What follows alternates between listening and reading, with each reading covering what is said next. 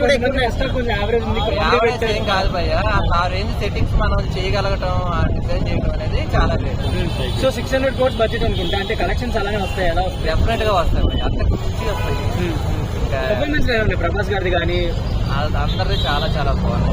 ఇంకా ending sequence అయితే ఇంకంతే. సో పార్ట్ 2 కి ఏమైనా లీడ్ వదిలేశారు ఇక్కడ?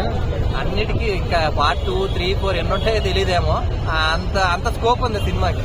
చాలా మంది ఏంటంటే వీటి గురించి తెలుసుకొని వెళ్తే బెస్ట్ ఏమో సినిమా అర్థం అవుతుందని అన్నారు, అలా ఏం లేదా? చాలా సినిమాకి రేటింగ్ అంటే మీరు ఎంత ఇస్తారు బ్రదర్? 5 out of 5 ఇచ్చుకుంటాను. ఎందుకంటే ఇలాంటి అటెంప్ట్ చేయటమే గ్రేట్ ఎప్పుడైనా సరే.